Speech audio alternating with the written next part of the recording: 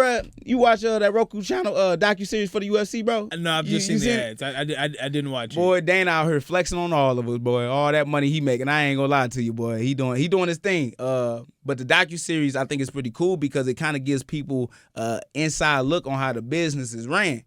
A lot of people don't really get it or understand that we don't control what fights get made.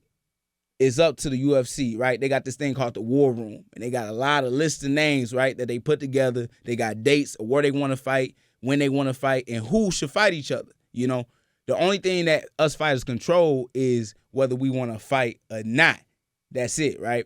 But a lot of people got to see how a lot of fights were set up, and they just seeing like John Jones and Stipe fight got set up with John Jones being with Hunter just outside with it on the parking lot. Like, hey, what you think about the Stipe fight, bro? Right. How you want to set that up, right? But it gives another light to a lot of people because they think it's so much that go behind it when it's kind of really some simple stuff, right? We just doing it at the highest level, right? With being with, you know, Mick Manning, with being with Sean Shelby, Hunter Campbell, and Dana White. Having them connections, man, to set up your fights is a beautiful thing, but they the ones that got to call us.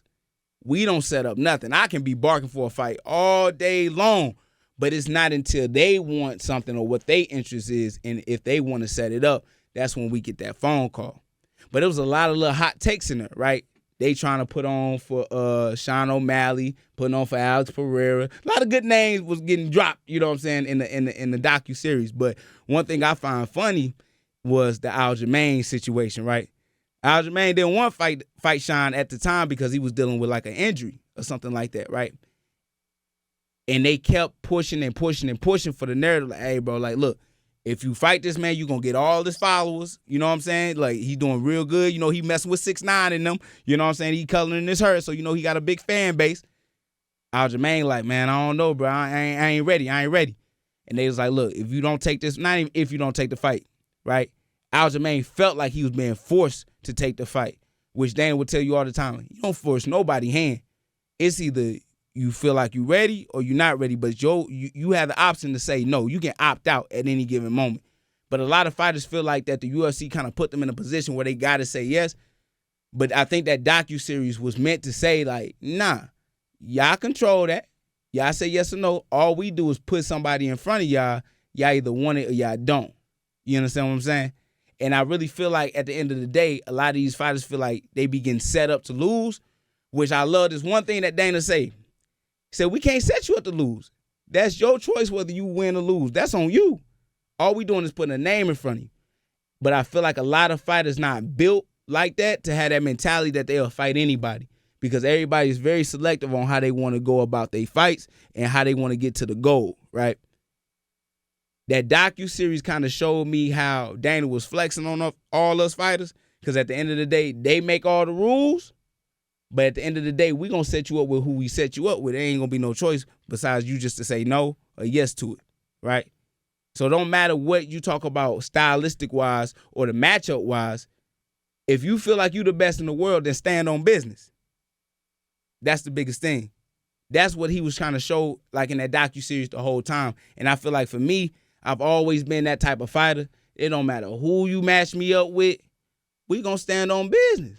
As long as I feel good and I'm ready and I ain't got no hurt injuries or nothing like that, I'm always gonna show up and fight on mine. But I really feel like a lot of fighters in this situation, like I said, they be trying to pick and choose and they run into a scenario where, like, damn, the UFC trying to set me up. That ain't how it is, bro. They just trying to do their job and put on the best fights that they feel like they can make possible. But I really feel like the UFC fighters entirely, a lot of these dudes don't believe in themselves when it comes to certain situations, and they feel like, okay, I want to do this fight instead of the other one because if I'm making this type of amount of money, I'd rather fight the lesser competition. Of course. Right? That's the business of a fighter.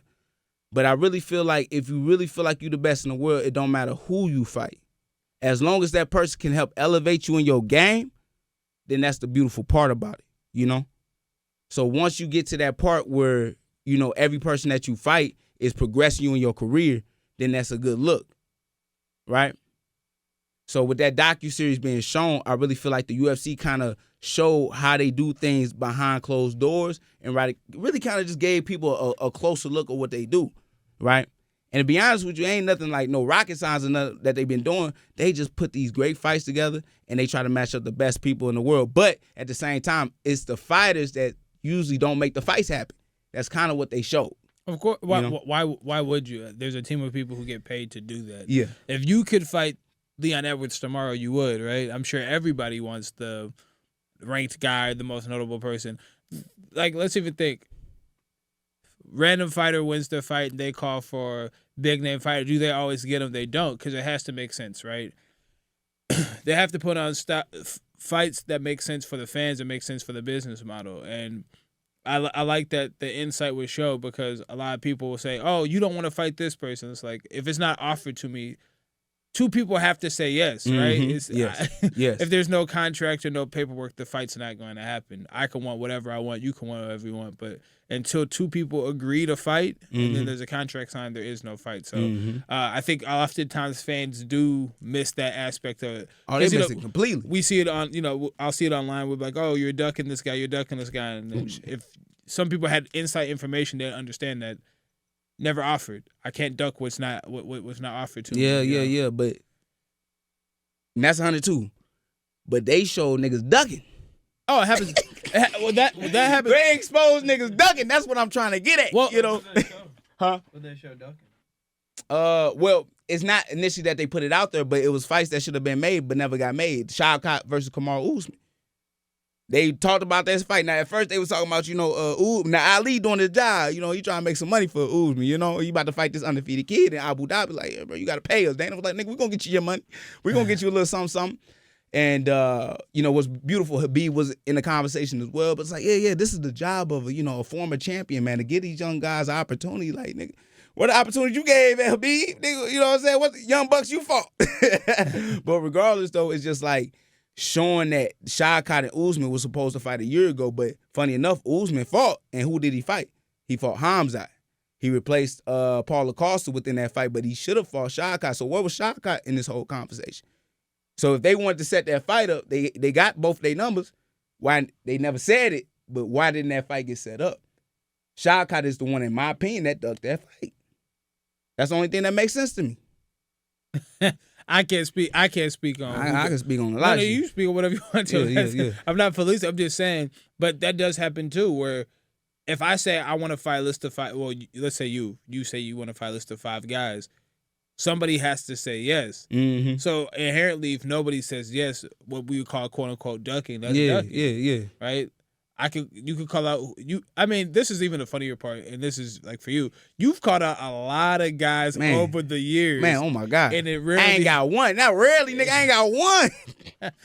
So it's just kind of funny, you know. Like I think oftentimes guys are so protective of their ranking or their status that they oftentimes don't want to risk that potential loss against a fighter. Right, so right. I wouldn't even say it's rooted in fear. Mm-hmm. Maybe it's fear of losing status more than losing the fight itself. So, and what's kind of sad, though, for real, when you think about it, we're going to pick on Shavkat because that's the, I've been calling Shavkat out.